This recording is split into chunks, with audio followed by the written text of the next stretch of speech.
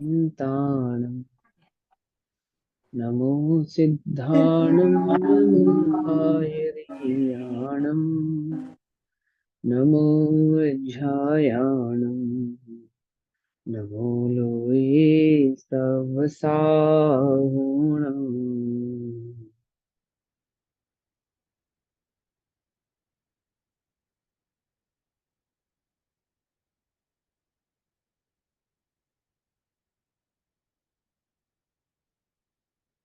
ओंकारं बिन्दुसंयुक्तं ध्यायन्ति योगिनः कामदं मोक्षदं चैव ओंकाराय नमो नमः।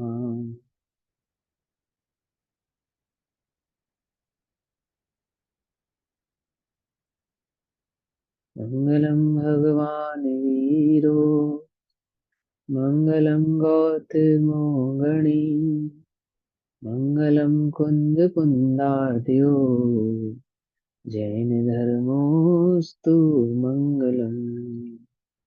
सर्वमङ्गलमाङ्गल्यं सर्वकल्याणकारकं प्रधानां सर्वधर्माणां जैनं जयतु शासनम्।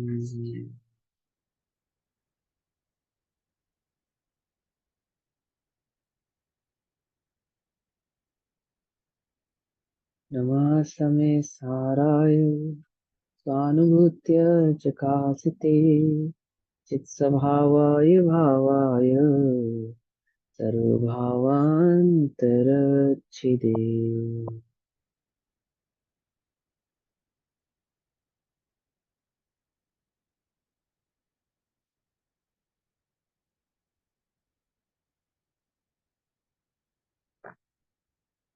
ग्रंथादिराज श्री समय सारजी ग्रंथ आचार्य कुंद कुंद देव द्वारा विरचित और उसमें आचार्य अमृतचंद्र देव द्वारा रचित टीका के माध्यम से हमारा स्वाध्याय चल रहा है, जिसमें हमने गाथा 13 के उपरांत कलश नंबर 8 तक चर्चा की है। कलश नंबर 9 की चर्चा आज हमें करनी है। पेज नंबर 35 और कलश नंबर 9। ठीक। मेरे पास जो समय सारजी ग्रंथ है वो सोनगढ़ से छपा हुआ है ना, उसका पेज नंबर 35 है। आपके पास जो ग्रंथ हो उसमें आप पेज नंबर देख लीजिएगा।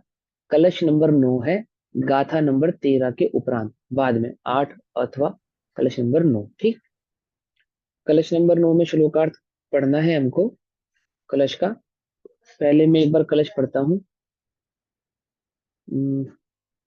उदयति नन श्रीरस्तमेति प्रमाणम् क्वचिदपि च न विद्मो याति निक्षेपचक्रम् किम परम किम परमविद्मो धाम्नि सर्वं कशेऽस्मिन् नुभवमुप्याते भाति न द्वैत्मे।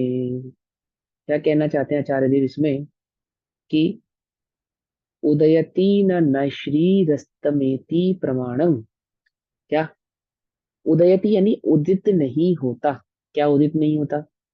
उदित नहीं होता दैट मीन्स सामने नहीं आता। जैसे सूर्य उदित नहीं होता तो क्या होता है? जगत में प्रकाश नजर नहीं आता। या और जब प्रकाश नजर नहीं आता, प्रकाश नहीं होता, तो क्या नजर नहीं आता? ये जगत नजर नहीं आता। क्या आई बात समझ में? ये जगत नजर आता है? नहीं नजर आता ना। कौन नजर आता है? मैं हूं, बस इतना ही रहता है। मेरे आसपास भी क्या है ऐसा कुछ भी नजर नहीं आता। चले प्रकाश ना होवे, यदि अंधकार हुए, गुप्त अंधकार एकदम।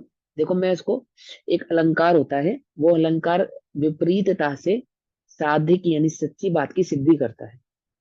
जिस प्रकार अंधकार में क्या होता है? कुछ भी नजर नहीं आता। लेकिन मैं हूं, इसकी इस बात को जानने के लिए मुझे प्रकाश की आवश्यकता है। क्या कि मैं स्वयं को प्रकाश होगा तभी जान पाऊंगा कि मैं हूं, मैं जिंदा हूं या मैं हूं। इस बात का अनुभव करने के लिए अथवा इस बात को जानने के लिए मुझे प्रकाश की आवश्यकता है? नहीं है ना। परंतु अन्य वस्तुओं को जानने के लिए मुझे प्रकाश की आवश्यकता है। पकड़ में आई बात। तो जिस प्रकार सूर्य उदित नहीं होता अथवा प्रकाश उदित नहीं होता, तो क्या होता है कि जगत में किसी और वस्तु का भान होता नहीं है। मेरे आसपास भी क्या रखा है, मुझे उसका ज्ञान हो पाता नहीं, अथवा मैं उसको जान पाता नहीं हूँ। उसी प्रकार क्या कहना चाहते हैं आचार्य देव, समझना बड़े ध्यान से।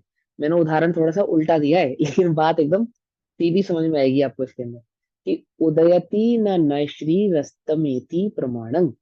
प्रमाण, नैश्री यानी नयों की लक्ष्मी आदि का जब उदय नहीं होता, यानी कि जब उसके माध्यम से हम वस्तु को नहीं देखते। किसके माध्यम से? प्रकाश के माध्यम से वस्तु नजर आती है। प्रकाश नहीं होता तो वस्तु भी नजर नहीं आती। इसी प्रकार जब नय नहीं हो, जब प्रमाण नहीं हो, और तब आप वस्तु को देखोगे तो कैसी दिखेगी?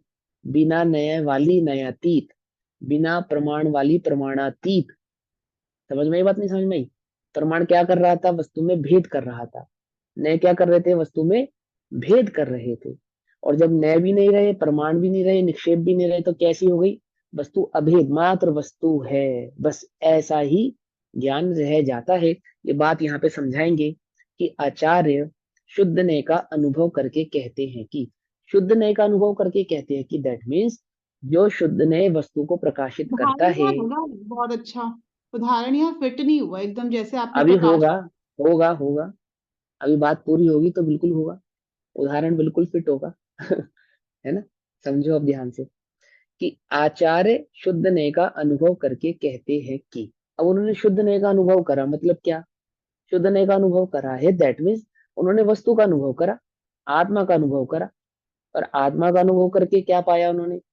कि इस आत्म अनुभव के बिल्कुल समीप, मैंने जो मेरा आत्मा का अनुभव हुआ है ना, मैंने अपनी आत्मा को जाना, इस आत्मा को बतलाने वाला जो सबसे समीप नय है वो शुद्ध नय है। वही इस बात को डिस्क्राइब सही तरीके से कर पा रहा है कि मेरा स्वरूप कैसा है। तो उन्होंने क्या कहा यहाँ पे, कि शुद्ध नय का अनुभव करके, क्योंकि वो डिस्क्रिप्शन उसका राइट है। जब मैंने आत्मा का अनुभव किया अपनी, तो देखा कि मैं अभेद हूँ, अखंड हूँ, है ना, नयातीत हूँ, प्रमाण नए निक्षेपों से बिल्कुल भिन्न हूँ, एकमात्र चैतन्य मात्र गायक हूँ, ऐसा मैंने अनुभव किया। और शुद्ध ने भी यही बात बता रहा था कि मैं शुद्ध मात्र चैतन्य मात्र गायक हूँ। तो शुद्ध नय के द्वारा शुद्ध नय का अनुभव करके कहते हैं, क्या कहते हैं? कि अस्मिन् सर्वंकषे धामनि अनुभवम उपयाते, अर्थात इन समस्त भेदों को गौण करने वाला। किन भेदों को गौण करने वाला? कौन कौन से भेद? इससे पिछली, इससे पीछे की कलश में कौन कौन से भेद बताए थे? प्रमाण, नए, निक्षेप, है ना? तो इन भेदों को गौण करने वाला, यानी कि इन भेदों के माध्यम से जो नहीं देखता आत्मा को, इन भेदों के माध्यम से जो आत्मा को नहीं देखता, किन भेदों के माध्यम से? इन समस्त भेदों को गौण करने वाला जो शुद्ध ने के विषयभूत, शुद्ध ने कैसे देखता है आत्मा को? चैतन्य चमत्कार तेजपूर्ण आत्मा है, उसका अनुभव होने पर, यानी कि व्यवहार ने से आत्मा को ना देखने पर और शुद्ध ने से आत्मा को देखने पर आत्मा कैसा प्रतीत होता है? कैसा प्रतीत होता है? कि नए श्री न उदयति, अर्थात नयों की लक्ष्मी उदित नहीं होती। जब मैं आत्मा का अनुभव करता हूँ, आत्मा को देखता हूँ, तो मैं पाता हूँ कि निश्चय और व्यवहार जैसी तो कोई बात ही नहीं है यहाँ पे। क्या पकड़ में? ये बात नहीं पकड़ में? यहाँ पे निश्चय और व्यवहार जैसी तो कोई बात ही नहीं है, कि मैं व्यवहार से ऐसा हूँ और निश्चय से ऐसा हूँ। अरे मैं तो ऐसा ही हूँ, ये ज्ञात होता है आगे। प्रमाणम अस्मत् एति, प्रमाण अस्त हो जाते हैं। प्रमाण अस्त हो जाते हैं मतलब प्रमाण भी दृष्टि में नहीं आते, प्रमाण का भी कोई ज्ञान रहता वहां पे नहीं है। अपि च, और निक्षेप चक्रम क्वचित याति न विद्म, विक्षेपों का समूह कहाँ चला जाता है? कहाँ चला जाता है? ज्ञात ही नहीं रहता। याति न विद्मा माने ज्ञान में ही नहीं जाता, आता ही नहीं। निक्षेपों का समूह कहाँ चला जाता है तो हमें, हम नहीं जानते कहाँ चले गए निक्षेप। समझिए बात, इस मतलब ओवरऑल क्या समझाना चाहते हैं वो? प्रमाण से जो वस्तु को हमने जाना था, नए से हमने वस्तु को जो जाना था, निक्षेपों से जो हमने वस्तु को जाना था, वो वस्तु जो प्रमाण नए निक्षेप वाली थी वो कहाँ चली गई हमें नहीं मालूम। हमें तो एकमात्र अभेद आत्मा ही ज्ञान गोचर होता है, अनुभव में आता है, दृष्टि में आता है, जिसमें कोई भेद नहीं है। जब हम खीर खाते हैं, क्या बादाम, क्या इलायची, कौन सा दूध, चावल, आह, हमें तो बस खीर मात्र का ही स्वाद आता है। बादाम अलग स्वाद में आते हो, इलायची अलग स्वाद में आती हो, ऐसा नहीं। कोई हमसे पूछे क्या खा रहे हो, कि इलायची खा रहा हूँ, बादाम खा रहा हूँ, मेवा खा रहा हूँ, दूध खा रहा हूँ, ऐसा नहीं। मैं तो खीर खा रहा हूँ। ऐसे ही जब मैं उस आत्मा का अनुभव करता हूँ तो ज्ञान, दर्शन अथवा निश्चय और व्यवहार के निश्चय से ऐसा अनुभव कर रहा हूँ, व्यवहार से, ये सब कुछ नहीं, एकमात्र चैतन्य चमत्कार ही वहां पे रह जाता है। समझ में बात? तो नहीं जानते किम अपरम अभिधर्म, इससे अधिक क्या कहें, इससे अधिक क्या कहें, कि द्वैतम एव न भाति, द्वैत ही प्रतिभाषित नहीं होता, कि कोई निश्चय वाला आत्मा अलग है और व्यवहार वाला आत्मा अलग है, ऐसा हमें भाषित ही नहीं होता। समझ में ही बात नहीं समझ में?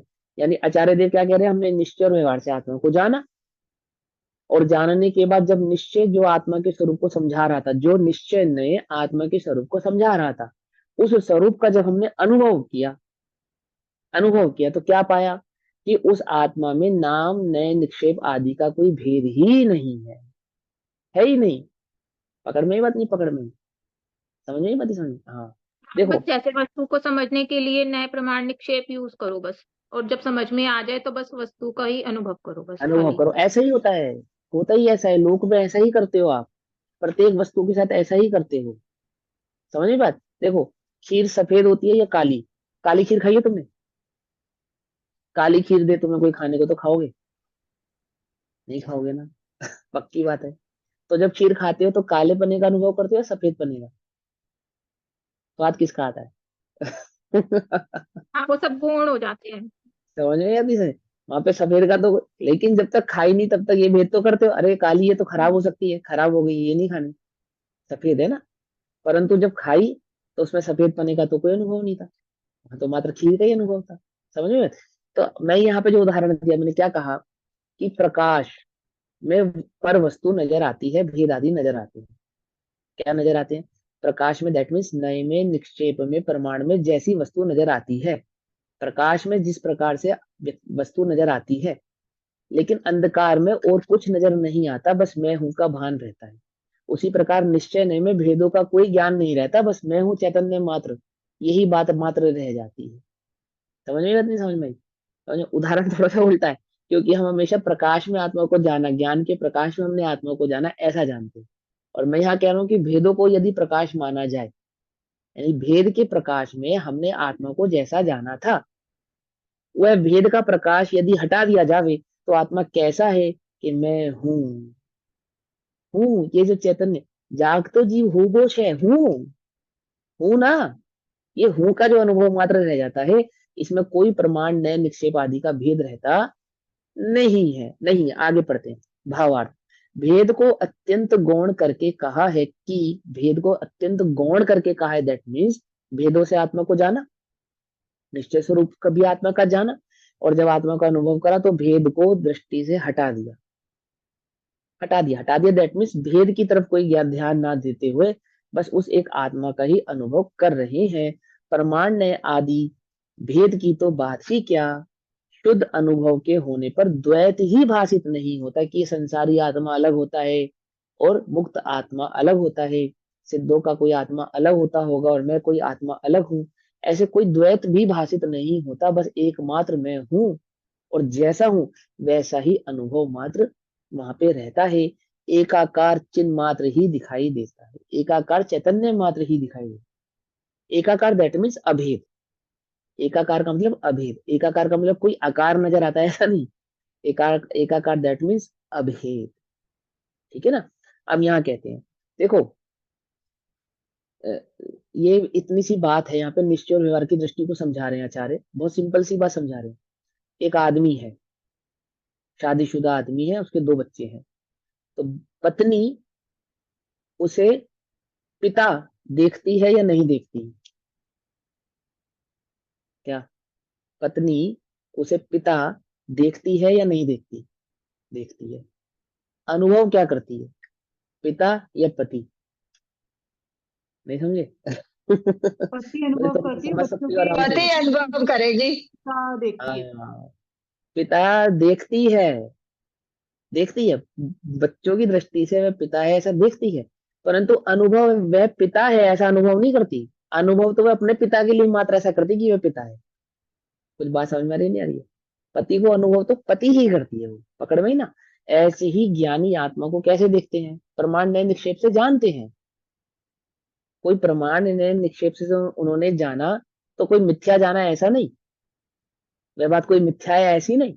परंतु जब वे उसका अनुभव करते हैं तो कैसा करते हैं कि खंड खंड करके बतलाने पर भी उसको अखंड ही अनुभव में लेते हैं।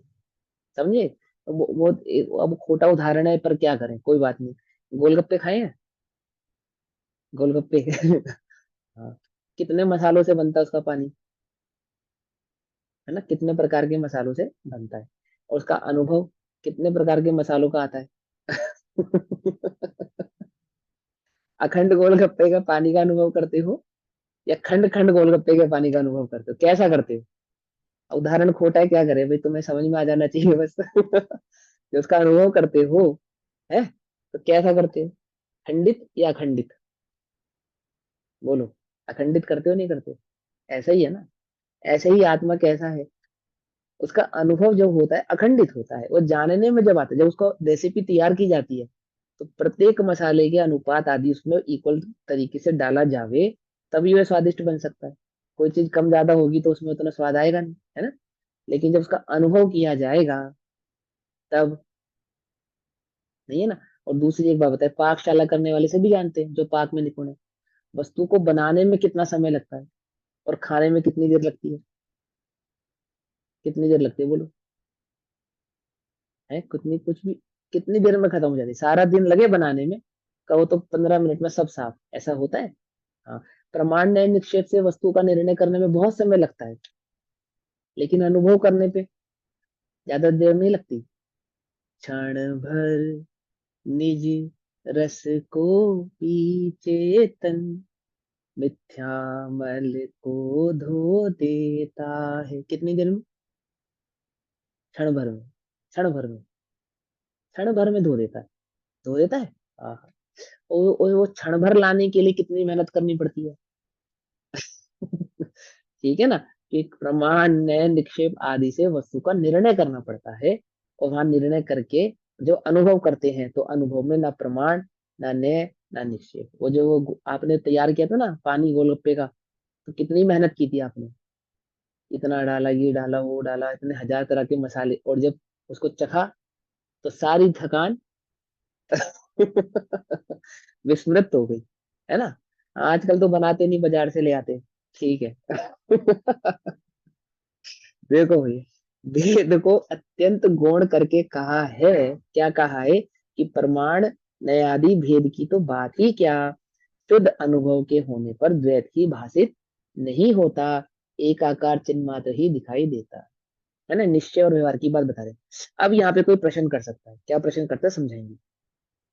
यह विज्ञानाद्वैतवादी तथा वेदांती कहते हैं कि, अर्थात जो आत्मा को द्वैत ही है ऐसा मानते हैं, और जो आत्मा को अद्वैत मात्र ही है ऐसा मानते हैं। ऐसे दो मत वाले एक बात कहते हैं। क्या कह रहे एक, हैं? एक पॉइंट पूछूं उसमें। हाँ पूछो पूछो। जैसे शुद्ध अनुभव के होने पर द्वैत ही भाषित नहीं होता, मतलब यहाँ पे हम्म, द्वैत में जैसे अब अज्ञान अवस्था में शरीर आदि मानना, तो शुद्ध अनुभव होने पर ये सब चीजें हाँ होती ही नहीं है, द्वैत मतलब हाँ, शरीर आदि। जैसे प्रमाण नए और निक्षेप में जो आत्मा जाना था, वैसा आत्मा भाषित नहीं होता अनुभव करने पर, कि इस आत्मा में कोई निश्चय और व्यवहार का भी भेद है, नाम और निक्षेप का भी कोई भेद है ना, और मुक्त और अमुक्त का भी कोई भेद है, और कर्म रहित कर्म सहित का भी कोई भेद है। ऐसा कोई भेद नहीं। ज्ञान दर्शन चारित्र सुख वीर्य अलग अलग अनुभव में आते हैं, ऐसा कुछ नहीं रहता। बस एक चैतन्य चिन्ह मात्र ही रहता है। ठीक है। इसलिए अनुभूति ही आत्मा है, ये बात आचार्य कई बार बताएंगे आपको, कई बार बताएंगे। ठीक है ना। अभी समझो। तो यहाँ पे दो लोग ऐसे हैं जो एक आत्मा को द्वैत रूप ही मानते हैं, यानी कि आत्मा द्वैत भावी भावी है, यानी द्रव्य द्वैत भावी है। और एक ऐसा जो आत्मा मात्र अद्वैती ही है, माने इस संसार में एक आत्मा ही मात्र है, अन्य कुछ भी नहीं, ऐसे दो मत वाले प्रश्न उठाते हैं। क्या प्रश्न उठाते हैं? कि अंत में परमार्थ रूप तो अद्वैत का ही अनुभव हुआ। वो कह रहे हम तो कह ही रहे थे आत्मा द्वैत है, मैंने दूसरी कोई बात ही नहीं, एक आत्मा ही है, सर्वव्यापी एक आत्मा ही है, अन्य कुछ बात ही नहीं है। हम भी यही बात कर रहे थे और आपने अनुभव करके भी यही जाना कि इस आत्मा के अलावा अन्य कोई बात ही नहीं है, ना भेद है, ना नेय है, ना निरपेक्ष है, अन्य कोई बात है, एक आत्मा के मात्र अन्य कुछ भी नहीं है। ठीक है ना? यही हमारा मत है। इसमें आपने विशेष क्या कहा? आप भी यही कह रहे हो, निश्चय से जो बात कह रहे हो, अनुभव में सम्यक दर्शन भी आप उसी को कहते हो, मोक्ष का कारण भी आप उसी को कहते हो। और हमने पहले ही ये बात कह दी थी आपसे कि द्वैत कुछ नहीं है, अद्वैत ही एकमात्र आत्मा है। तो उसका उत्तर देते हैं। मेरी एक गलती होगी, इसमें सुधार कर देता हूँ। द्वैतवादी और वेदांती, वैसे तो विज्ञानाद्वैतवादी जो होते हैं ना, वह द्वैत तो मानते हैं, परंतु वे भी अंत में जाकर आत्मा को अद्वैत ही मानते हैं।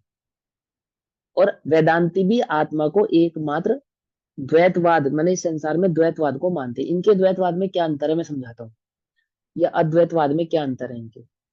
ये कहते हैं एक ब्रह्मा है, एक ब्रह्मा है, और बाकी जितने भी जीव हैं उसी ब्रह्मा के अंश हैं।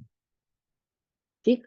और ये सब अंश अंशी, इनके बीच में अंश और अंशी का मात्र भेद है। और क्या होता है कि अंत में ये जो अन्य आत्माएं हैं ये जाके उस ब्रह्मा में ही विलीन हो जाती हैं। तो इसलिए अद्वैत इससे क्या होता है, सिद्ध होता है कि एक ब्रह्मा के अलावा इस संसार में कुछ भी नहीं है, कुछ भी नहीं है। ठीक है ना? ये शॉर्ट शॉर्ट में आपको मैंने बता दिया। तो वो कह रहे हैं हमने भी आपसे यही कहा था, जैन मत हमसे अलग कैसे हो गया, हम भी तो आत्मा को अद्वैत ही मानते हैं, और तुमने भी अद्वैत ही उसको सिद्ध कर दिया। तो तुम्हारे मानने में और हमारे मानने में क्या भेद है? कोई भेद होता ही, इसे हमें भाषित होता ही नहीं है। उसको उत्तर कहते हैं। तुम्हारे मत में यानी तुम्हारी मान्यता में सर्वथा अद्वैत माना जाता है। क्या आत्मा सर्वथा अद्वैत ही है? यदि हम आत्मा को सर्वथा अद्वैत मानते हैं तो क्या हो जाता है? मिथ्यात्व के 5 भेद होते हैं। मिथ्यात्व के 5 भेद होते हैं। ठीक है? उसमें एक एकांत नाम का मिथ्यात्व होता है। कौन सा मिथ्यात्व? एकांत।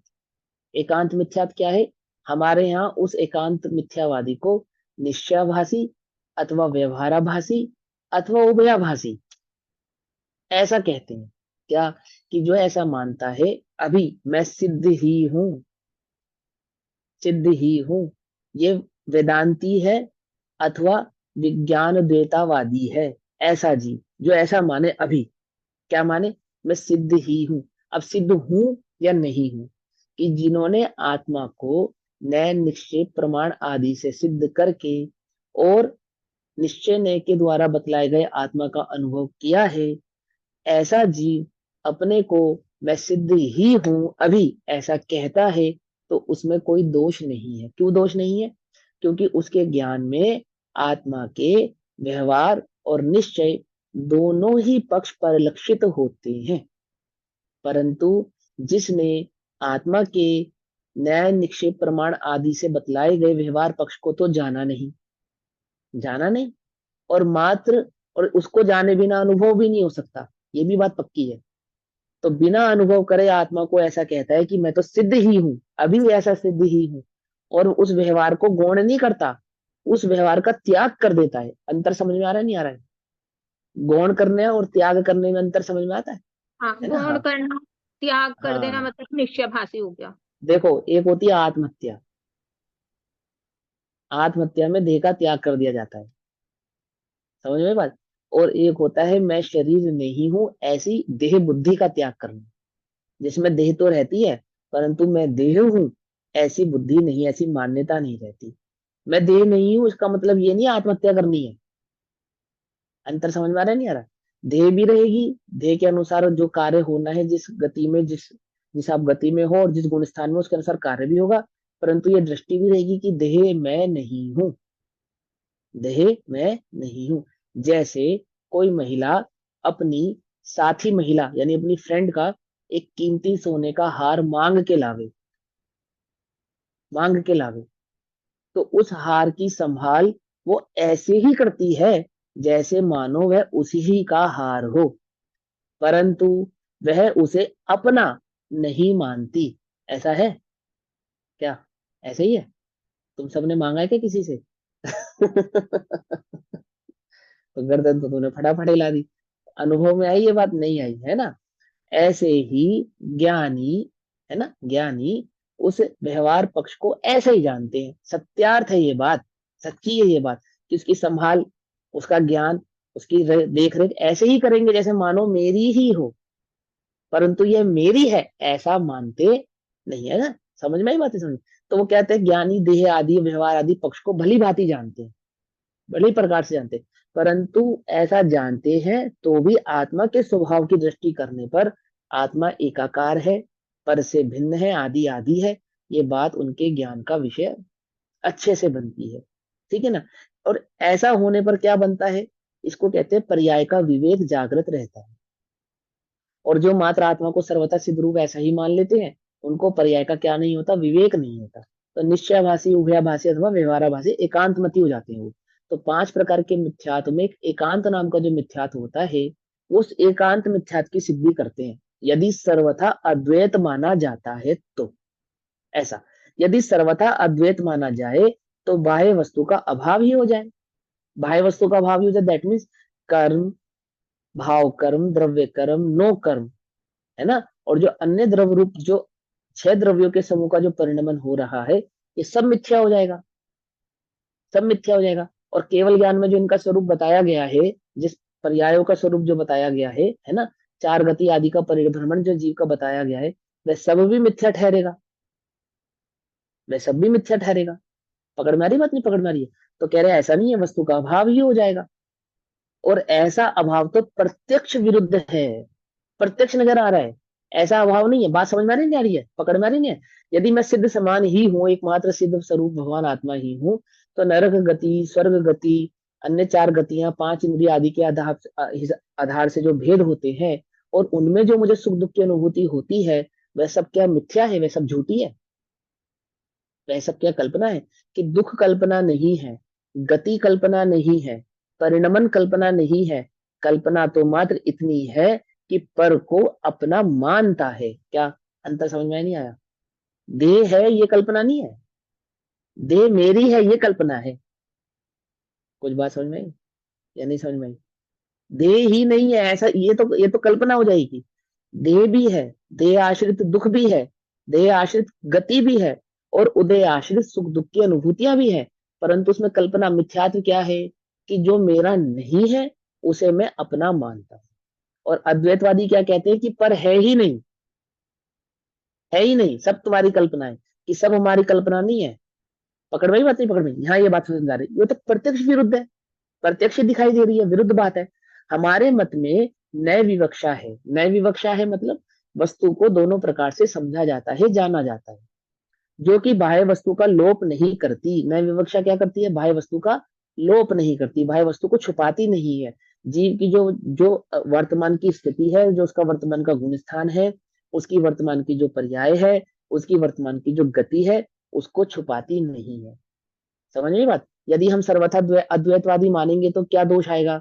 तो त्रियंचों को भी मोक्ष होना सिद्ध हो जाएगा, देवों को भी मोक्ष होना सिद्ध हो जाएगा। पकड़ में आई बात? नहीं पकड़ में? जो कि प्रत्यक्ष विरुद्ध है, प्रत्यक्ष विरुद्ध है। समझ में बात? दिगंबर मत में ना हम स्त्रियों को मोक्ष नहीं मानते। क्यों नहीं मानते?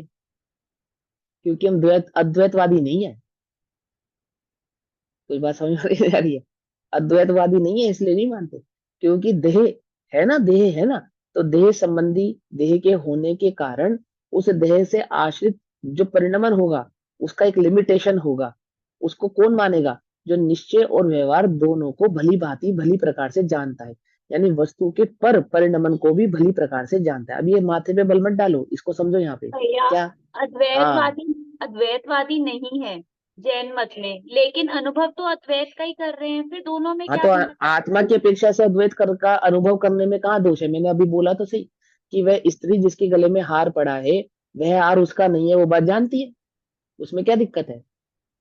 लेकिन तो उसकी हम यहाँ सार पे सार संभाल तो। आत्मा की अपेक्षा से अद्वैतवाद लगाएंगे, और हाँ जीव हाँ, और आत्मा की आदि अपेक्षा की से, अपेक्षा जीव से की द्वैत, अपेक्षा से हम द्वैतवाद द्वैतवाद लगाएंगे। द्वैतवाद भी लगेगा, क्योंकि ये लिखा ना हमारे मत में दैट मीन्स जैन मत में, जिनेन्द्र भगवान की मत में भगवान ने क्या समझाया है? नय विवक्षा है, जो कि बाह्य वस्तु का लोप नहीं करती, बाह्य वस्तु का लोप नहीं करती का क्या मतलब हुआ? बाह्य वस्तु का लोप नहीं करती मतलब द्रव्य कर्म, भाव कर्म, पूर्ण नो कर्मों का लोप नहीं करती। लोप पूर्ण नहीं कर करती देती है। दैट मीन्स, हाँ, उनको गायब नहीं करती। जैसे अभी पंचम काल में मोक्ष का लोप हो गया है, बोलो हो गया नहीं हो गया? हो गया नहीं हो गया? तो हमारी कल्पना है? पंचम काल में भरत क्षेत्र की इस भूमि में लोप माना ना, लोप हो गया। तो लोप हो गया दैट मीन्स कि है ही नहीं। ये तो सच्ची बात है। तो क्या ऐसा ही बिल्कुल जैसा पंचम काल में मोक्ष का लोप हुआ है, क्या ऐसा ही ये देह आदि सब चीजों का लोप है? ऐसा ही है कि है ही नहीं? कि है। पंचम काल है, पंचम काल के सुख दुख है, चार गतियां हैं, चार गति के सुख दुख है, कर्म बंद है, कर्म निर्जरा है, ये बात सत्य है, सत्य है। परंतु एक आत्मा की अनुभूति करने पर पानी गंदा होता या नहीं होता? बोलो भैया। हीरा, हाँ, हीरा 1 करोड़ का हीरा नाले में गिर जाए तो गंदा होता या नहीं होता? बोलो। होता है। होता भी और नहीं भी होता। स्वभाव कैसा से गंदा देखा जाए होता है? तो नहीं होता। जैसा रसगुल्ला गंदा हो जाता है ऐसा गंदा होता है नहीं होता? रसगुल्ला भी गिर जाए और हीरा भी गिर जाए, नहीं नहीं, क्या ऐसा उठाओगे? गंदा नहीं होता। स्वभाव क्या से देखा उठाओगे जाए बोलो? तो नहीं होता। भाई हीरा भी गिर जाए और रसगुल्ला भी गिर जाए तो उठाओगे क्या? हीरा या हीरा। रसगुल्ला या दोनों? हीरा। हीरा। तो हीरा उठाया तो रसगुल्ला भी उठा लो। क्यों भैया? जिस दृष्टि से हीरा गंदा नहीं हुआ उसी दृष्टि से रसगुल्ला भी गंदा नहीं हुआ। हुआ या नहीं हुआ? क्या समझाए? समझ में आई बात? नहीं समझ में आई? ठीक है ना? कि वो हीरा गंदा हुआ है यह बात भी सत्य है, और हीरा गंदा नहीं होता है यह बात भी सत्य है। जब हम उसे गंदगी की अपेक्षा से देखते हैं तो हीरा गंदा ही है, यह स्वीकार करते हैं। और जब हम उसको हीरा की अपेक्षा से देखते हैं तो हीरा कभी गंदा होता ही नहीं, यह बात भी परम सत्य है। ऐसे ही आत्मा को कर्म की अपेक्षा से देखते हैं तो आत्मा रागी भी है, द्वेषी भी है, कर्मों को बांधने वाला भी है, संसार में भटकने वाला भी है। बस सत्य है, सत्य। हम इस सत्य को अस्वीकार नहीं करते। इसकी स्वीकृति के साथ, हीरा गंदा है इस स्वीकृति के साथ ही हम उस हीरे को नाले में से उठाते हैं। उठाते नहीं उठाते? बोलो भैया। हीरा गंदा है इस स्वीकृति के साथ उस हीरे को नाले में से उठाते हैं। किस दृष्टि के साथ?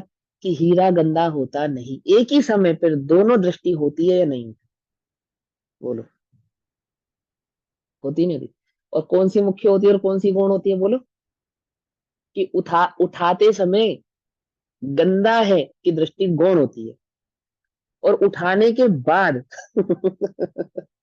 है गंदा है ये मुख्य हो जाती है, गंदा नहीं हुआ ये गौण हो जाती है। हो जाती नहीं हो जाती? बोलो। होती नहीं होती है? ऐसे ही अनुभव में आत्मा कैसा है, प्रमाण नय निक्षेप सब गौण हो जाते हैं। आत्मा की दृष्टि करते हैं तो कोई भेद नहीं रहता, सब गौण हो जाते हैं, बाहर आते हैं तो सब चीजें की दृष्टि रहती है, उसमें कोई बात ही नहीं है, वह भी सत्य है। परंतु अनुभव के समय तो ऐसा कुछ रहता नहीं है। तो जो उस आत्मा को आत्मा की दृष्टि से देखने की बात बता रहे हो, जब तक आप हीरा गंदा नहीं हुआ ये स्वीकार नहीं करोगे, तब तक आप हीरे को उस नाले से उठा लोगे क्या? रसगुल्ले जैसा हीरा मान लिया अगर आपने उस हीरे को, तो बोलो क्या होगा? क्या होगा बोलो? भगवान न करे वहीं तुम्हारा पड़ा हीरा नाले रहेगा। में। वहीं पड़ा रहेगा हीरा को। हाँ, ऐसे ही ये जीव संसार में अनादि से पड़ा है वहीं। क्यों पड़ा है? क्योंकि कभी इस जीव ने स्वीकारा नहीं। क्या नहीं स्वीकारा? क्या नहीं कि मैं स्वीकारा? हीरा बोलो हूँ। भैया। समय सार की गाथा में बोलो क्या बोलेंगे इसको? ना पर प्रमत्तो से अप्रमत्तो। विभक्त, अह, पर से विभक्त हाँ, पर से एकत्व की कि उपलब्धि केवल सुलभ उपलब्धि है। केवल सुलभ ना। आई बात समझ में? यही तो सुलभ नहीं है। अनादि से यही तो नहीं स्वीकार किया इस जीव ने। क्या स्वीकार नहीं किया? कि मैं गंदा हुआ नहीं, गंदा हूं तो हजारों बार स्वीकार किया, उसमें क्या बात है?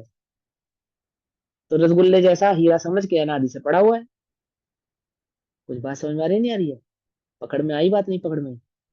है ना? हाँ, अब ये बात यहाँ समझ लो कि हमारे मत में नय विवक्षा है जो कि बाह्य वस्तु का लोप नहीं करती। जब शुद्ध अनुभव से विकल्प मिट जाता है तब आत्मा परमानंद को प्राप्त होता है। शुद्ध विकल्प से, है ना, शुद्ध अनुभव से विकल्प मिट जाता है। विकल्प मिट जाता है मतलब जिसने हीरे को हीरे की दृष्टि से देखा है उसे गंदगी का विकल्प मिट जाता है ना? तुमने सूट बूट पहना हो 20 25 50 हजार का, तब तो नहीं उठाओगे ना हीरा अगर गिर जाए नाले में, पहले कपड़े बदल कर आओगे ना। बोलो, पहले कपड़े बदलने नहीं जाओगे? सूट बूट में ही उठा लोगे? और बारात में खड़े हो तुम, अपने साले की बारात में खड़े हो तुम, फिर तब उठाओगे नहीं उठाओगे? और सब खड़े होंगे तुम्हारे को कहेंगे अरे ये क्या नाले में हाथ दे रहे हो, अरे तुम चुप रहो भैया। क्या? बोलो भैया, किसको देखोगे? हीरा देखोगे, रिश्तेदारी देखोगे, सूट देखोगे, बारात देखोगे, क्या देखोगे?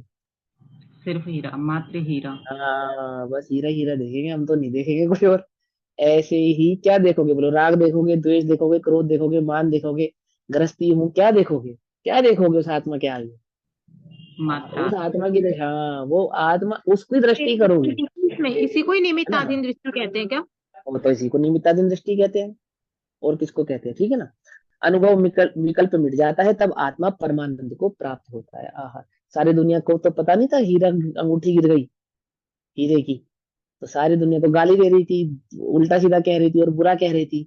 और जैसे ही वो नाले में अंगूठी छुई, तो क्या किसकी प्राप्ति हुई? परमानंद की प्राप्ति हो गई। आहा, अरे नहीं, मेरी बात समझ में आई? बात नहीं समझ में आई? तो परमानंद की प्राप्ति होती है उस दृष्टि से देखने पर। इसलिए अनुभव कराने के लिए ये कहा है, अनुभव कराने के लिए कहा है, ध्यान रखना। अनुभव किया तुमने आत्मा का? नहीं किया ना, क्योंकि तुमने उसको शुद्ध ने से देखा नहीं, स्वीकारा नहीं, इसलिए नहीं किया। तो शुद्ध अनुभव में द्वैत भाषित नहीं होता।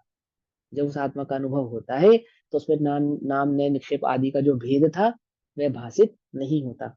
यदि बाह्य वस्तु का लोप किया जाए, तो आत्मा का भी लोप हो जाएगा और शून्यवाद का प्रसंग आ जाएगा, संसार का सारा शून्य हो जाएगा ये तो।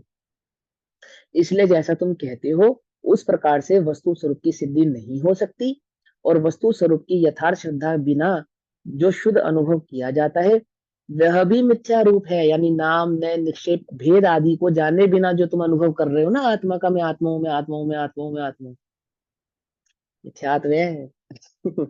उसको उतना ही स्वीकारो जितना है आत्मा का अशुद्ध भाव है ना, ऐसा ही शुद्ध भाव है। दोनों में कोई कम और कोई ज्यादा है ऐसा नहीं है, दोनों की स्वीकृति है। अनुभव में अशुद्धता की कोई कोई जगह नहीं है, कोई अवकाश नहीं है, कोई अवकाश नहीं। लेकिन अनुभव होगा ही उसे जिसने नाम नय निक्षेप प्रमाण आदि के द्वारा उस वस्तु का भली प्रकार से निर्णय किया हो, समझा होगा।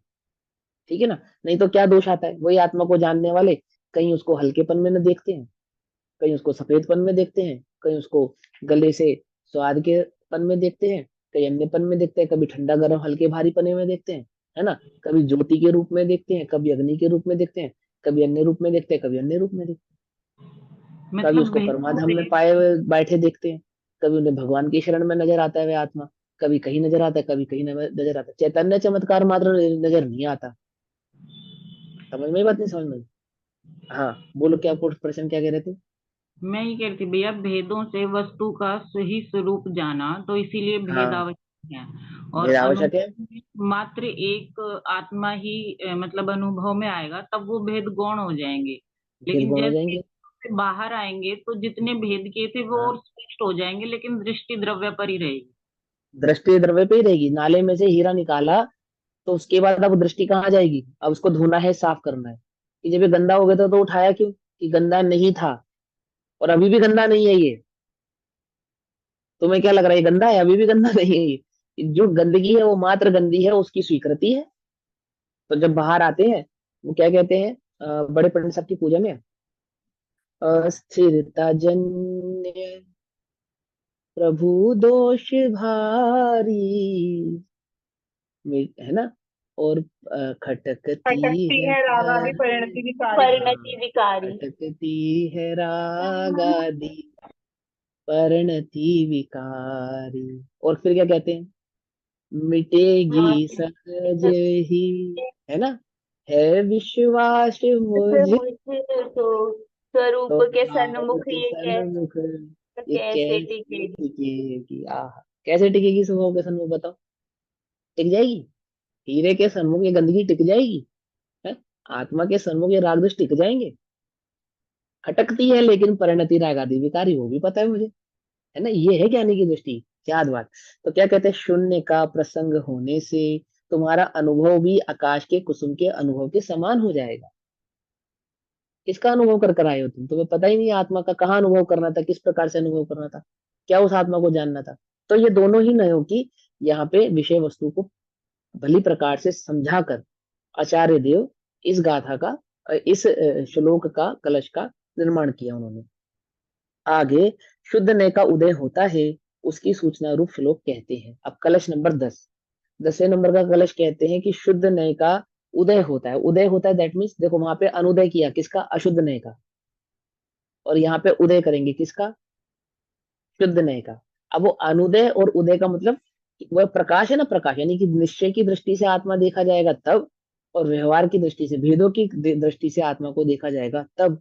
तो भेदों की दृष्टि से देखने पर क्या नहीं होता, अनुभव नहीं होता, लेकिन भेदों की दृष्टि से आत्मा को समझा जाता है।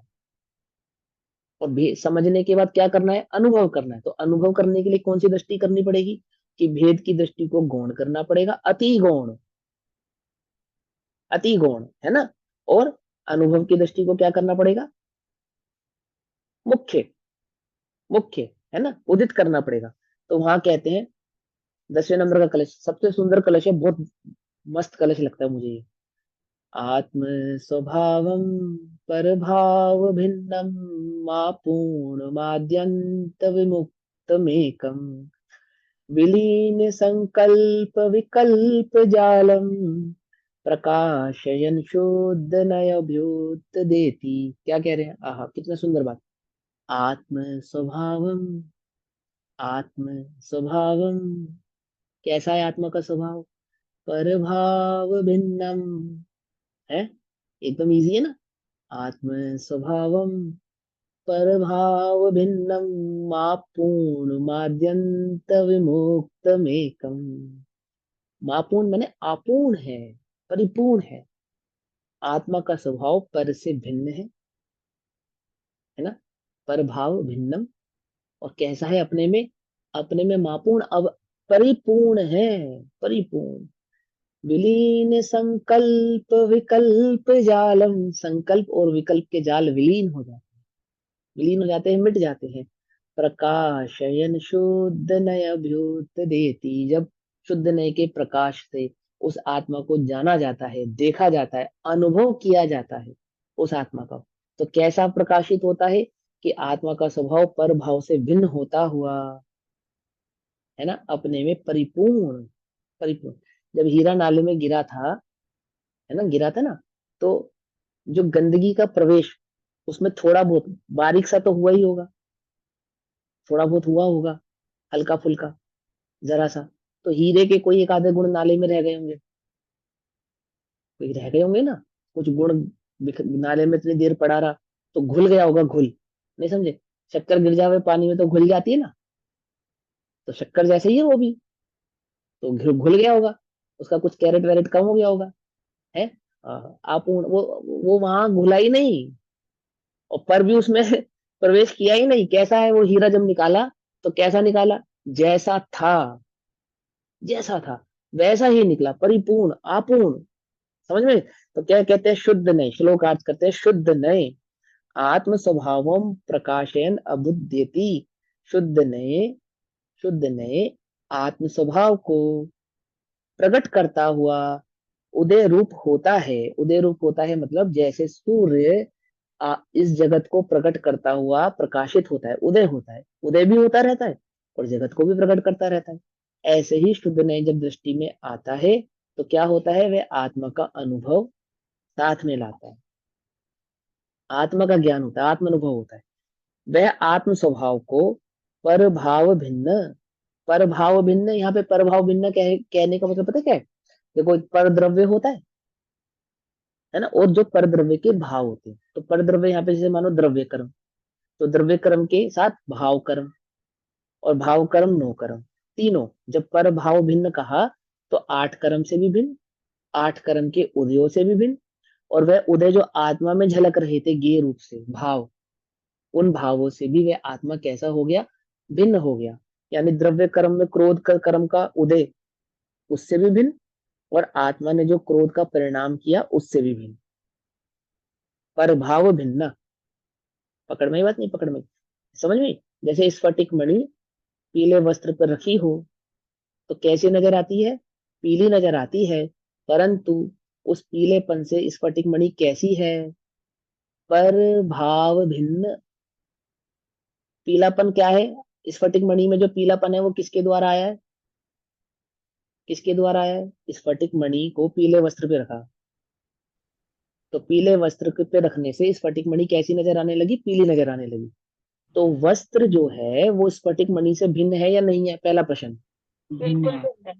भिन्न है ना? जो हाँ, पीलापन नजर आया वही भाव हाँ, कर्म है। वो भाव कर्म है। तो जैसे वो जो पीला वस्त्र है वो स्फटिक मणि से कैसा है? भिन्न है। तो पीले वस्त्र के कारण जो स्फटिक मणि में पीलापन नजर आया, वह पीलापन भी स्फटिक मणि से भिन्न है या नहीं है? भिन्न है। बोलो। भिन्न है, क्योंकि वह स्फटिक मणि का नहीं है। नहीं। पर भाव भिन्न। पकड़ में आई बात? नहीं पकड़ में आई? समझ में आई बात? हाँ, तो क्या कहते हैं? पर द्रव्य के भाव तथा पर द्रव्य के निमित्त से होने वाले अपने विभाव। पर द्रव्य के निमित्त से होने वाले अपने विभाव। पर द्रव्य के निमित्त से कौन से विभाव करते हो? जब ये मानते हो शरीर मेरा है तो शरीर संबंधी विभाव, जगत मेरा है तो जगत संबंधी विभाव। जितने भी तुम विभाव करते हो राग द्वेष आदि आदि के, वो सब विभाव कैसे हैं? ऐसे परभावों से भिन्न प्रकट करता है। कौन? निश्चय का जब उदय होता है तो उस आत्मा को कैसा प्रकट करता है? कि पर द्रव्य से भिन्न, पर द्रव्य के भावों से भिन्न, यानी द्रव्य कर्म, नो कर्म और भाव कर्मों से भिन्न। एक चैतन्य चमत्कार रूप उस आत्मा को प्रकट करता है, प्रकाशित करता है। और वह अपूर्णम, आत्म स्वभाव संपूर्ण रूप से पूर्ण है। पूर्ण है, समस्त लोकालोक का ज्ञाता है, ऐसा प्रकट करता है। क्यों करता है? क्योंकि ज्ञान में, देखो ध्यान से पढ़ना, ये ब्रैकेट में एक लाइन लिखी है यहाँ पे, नहीं समझ में आए तो मुझको मैं बताऊंगा। क्योंकि क्यों करता है वो? क्या कर रहा है? पर भाव भिन्न कर रहा है ना। और आत्मा अपने आप में परिपूर्ण है, परिपूर्ण है और पर के भाव से भिन्न है। क्यों?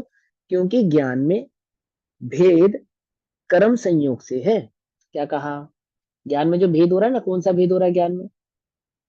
ज्ञान में कौन सा भेद हो रहा है? राग द्वेष आदि का जो भेद हो रहा है, अथवा मुक्त और संसारी का जो भेद हो रहा है, इस आत्मा का एक भेद हो रहा है। क्या भेद हो रहा है? कि ये आत्मा सुखी है, ये आत्मा दुखी है, ये आत्मा संसारी है, ये आत्मा मुक्त है। ऐसा भेद हो रहा है? नहीं हो रहा है? आत्मा में भेद हो रहा है। तो वो जो भेद है वो कैसा? कर्म के संयोग से है। शुद्ध नए में कर्म कैसे हैं? वो गौण है, क्योंकि वह उसका क्या नहीं है? आत्मा का स्वभाव नहीं है, स्वभाव नहीं, गौण है। समझ में बात? घी में दूध का गौणपना है या नहीं है? बोलो। और निकला कहां से था घी? घी निकला कहां से था? दूध में से। और घी में दूध का इनमें गौणपना दूध है का या नहीं भाव है? ही होएगा। हाँ, अभाव तो है ही, गौणपना है। गौणपना है ही है, एक तरह से आप गौणपना भी कहेंगे उसको। जिस समय घी आपने निकाला नहीं, दूध में दूध ही में घी का। भैया दूध में घी का, घी में दूध का थोड़ा ना नहीं, कहेंगे। घी में, घी में, घी में, घी में घी दूध में। बोला है।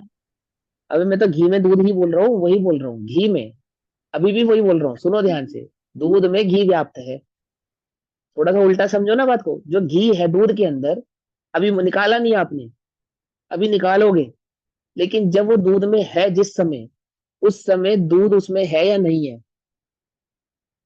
अगर होगा तो जब घी निकल कर आएगा तो उसमें दूध की व्याप्ति होनी चाहिए।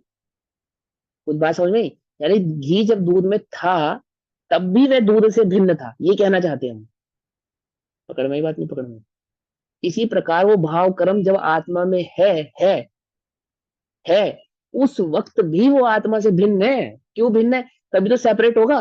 भिन्न नहीं होगा तो सेपरेट कैसे हो जाएगा?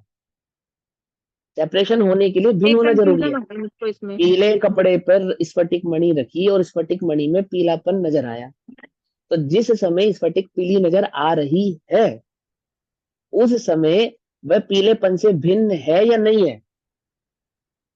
कुछ बात समझ में आ रही नहीं आ रही है? है। पकड़ में आ रही बात? नहीं पकड़ में? है या नहीं है? या है? तो नजर तो आएगा पीलापन स्फटिक मणि में। देखो स्फटिक मणि से अलग कर दो, अब ये कपड़ा तो नहीं चमकता, ये पीलापन तो और कहीं नहीं चमकता, स्फटिक में चमकता है। कि चमकाना स्फटिक का स्वभाव है, यानी गेय को झलकाना आत्मा का स्वभाव है, तो भी वे ज्ञेय आत्मरत यानी आत्मरूप होते नहीं है और आत्मा ज्ञेय रूप होता नहीं है। यानी जो झलकन है ना, झलका पीलापन, ना तो पीलापन स्फटिक में गया और ना स्फटिक पीली हुई। दोनों बातें समझ में नहीं ना रही। ऐसे यहाँ पे कहते हैं कि ऐसा प्रकट करता है क्योंकि ज्ञान में भैया घी और भेद। दूध वाले में थोड़ा कंफ्यूजन हो गया। अभी समझा देंगे, कोई बात नहीं। कोई क्यों कंफ्यूज हो रहे हो, कोई बात नहीं। स्फटिक समझ में आ गया? सेक्शन है एक इसमें। समझ में आ गया। स्फटिक समझ में आ गया? हाँ तो स्फटिक से समझ लो, बस स्फटिक वाला ही समझ लो, दूध वाला छोड़ दो। स्फटिक वाला समझ लो। क्योंकि ज्ञान में भेद कर्म संयोग से शुद्ध नय में कर्म गुण है और वह आदि अंत विमुक्तम। आदि अंत विमुक्तम मतलब आदि और अंत के भेद से विमुक्त है, यानी कोई उसका शुरुआत करने वाला नहीं है और कोई उसका अंत करने वाला नहीं है। कैसा है? अनादि है। आदि और अंत से विमुक्त होने पर कैसा बन जाएगा? अनादि हो जाएगा। आत्म स्वभाव को एक बार ना ये म्यूट करो, किसका चल रहा है ये? गरिमा दीदी आपका म्यूट करना ये है। गरिमा दीदी का चल रहा है। हाँ करना।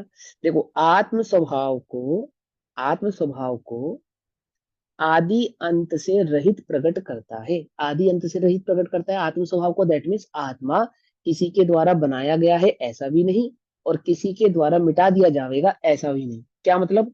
कि ये तुम्हारे ब्रह्मा से निकल कर आया था ऐसा भी नहीं और तुम्हारे ब्रह्मा में जाकर विलीन हो जाएगा ऐसा भी नहीं। पकड़ में ही बात नहीं? पकड़ में ही ऐसा नहीं है। अर्थात किसी आदि से लेकर जो किसी से उत्पन्न नहीं किया गया और कभी भी किसी के जिसका नाश नहीं होता, ऐसे पारिणामिक भाव को वह प्रकट करता है। आपूर्ण है। आपूर्ण है मतलब अपने आप में परिपूर्ण है। उसको अपने आप को निर्मित परिणमाने के लिए, निर्मित करने के लिए, स्थापित करने के लिए, अपने अस्तित्व को कायम रखने के लिए किसी पर द्रव्य की आवश्यकता नहीं है। एक बात। और कोई पर द्रव्य आके उसके अस्तित्व को मिटा दे, उसके किसी गुणों को घटा दे, उसके स्वभाव में कोई फेरबदल कर दे, ऐसा भी नहीं है। अपने आप में परिपूर्ण है और वह एकम एकम आत्म स्वभाव को एक सर्वभेद भावों से, द्वैत भावों से रहित एकाकार प्रकट करता है। सब भेदों से रहित होकर शुद्ध ने कैसा प्रकट करता है? एकाकार प्रकट करता है। शुद्ध ने से स्फटिक मणि की दृष्टि से देखने पर स्फटिक मणि पीलेपन से अति भिन्न नजर आती है। ऐसे ही शुद्ध नय की दृष्टि से उस आत्मा को देखने पर वह आत्मा द्रव्य कर्म, भाव कर्म, नो कर्म आदियों से भिन्न एक शुद्ध चैतन्य चमत्कार मात्र ही दृष्टि में आता है, नजर आता है। और विलीन संकल्प विकल्प जालम, संकल्प और विकल्प जिसमें समस्त संकल्प विकल्प के समूह विलीन हो गए हैं, नष्ट हो गए हैं, मिट गए हैं, ऐसा प्रकट करता है। उस आत्मा में क्या क्या होता है? जो संकल्प और विकल्प, संकल्प किसे कहते हैं? द्रव्य कर्म और भाव कर्म, नो कर्म आदि उद्गल द्रव्यों में अपनी कल्पना करना सो संकल्प है। यानी पर द्रव्य को पर द्रव्य मैं हूं ऐसा मानना, पर द्रव्य के भाव को ये मेरा भाव है ऐसा मानना, ये तो कहलाता है संकल्प। ये तो कहलाता है संकल्प। यानी मैं और पर दो द्रव्य है ना, तो अपने को पर में स्थापित करना, ये तो है संकल्प। और ज्ञेयों के भेद से ज्ञान में भेद ज्ञात होता है, तो है विकल्प। यानी आत्मा, जो ज्ञान आत्मा का गुण है, उस ज्ञान में जो दृश्यमान ज्ञेय होते हैं, उस ज्ञेयों के आधार से आत्मा को कि मैं ऐसा हूं ऐसा भेद खड़ा करता है। राग द्वेष आदि का भेद खड़ा करता है। अथवा ज्ञान में जो विकल्प, जो भेद जाने थे ना, नाम नय निक्षेप प्रमाण आदि के भेद जाने थे ज्ञान से, वैसा जो अपने आप को मानता है, ये कहलाते हैं विकल्प। पकड़ में ही बात नहीं? पकड़ में। पर के आश्रित होने पर संकल्प और स्वाश्रित हुआ लेकिन कैसा? भेद रूप, तो विकल्प। पकड़ में ही बात? कंफ्यूजन तो नहीं है ना? तो कैसा है? ऐसा शुद्ध ने प्रकाश रूप होता है, मैंने उसको विकल्प को से भेद कर देता है, यानी भिन्न कर देता है। ना संकल्प का कोई अवकाश है वहां पे और ना ही विकल्प का कोई अवकाश है, मात्र चैतन्य चमत्कार ही है ऐसा जो शुद्ध ने से आत्मा को देखते हैं, अनुभवते हैं, वे मोक्ष अधिकारी हैं, उन्हें सम्यक दर्शन प्रकट होता है। सम्यक दर्शन प्रकट करने के लिए क्या करना? व्यवहार से, भेद से वस्तु स्वरूप को भली प्रकार से समझना, निर्णय करना और अनुभव के काल में उन सबको गौण करके निश्चय से जो उस आत्मा का खंड स्वरूप बताया है उसका आनंद करना, परमानंद को प्राप्त होना, यही एकमात्र क्या है? सम्यक दर्शन को प्रकट करने का मार्ग है, सम्यक दर्शन को प्रकट करने की अनुभूति को प्रकट करने की ये परियोजना है। उस शुद्ध नय को गाथा सूत्र से कहते हैं। वह शुद्ध नय कैसा है? वह शुद्ध नय कैसा है जो उस आत्मा को कैसा प्रकाशित करने वाला है? अखंड, अखंड परमानंद रूप। तो उस शुद्ध नय को कहने के लिए गाथा कहते हैं आचार्य देव। इस गाथा का स्वाध्याय हम कल करेंगे। तब तक के लिए सभी को जय जिनेन्द्र। ओम नमः सिद्धेभ्य। निज निधि निज में बताई यह अनंत उपकार है, उसके लिए जिनवाणी माँ को वंदना शतबार।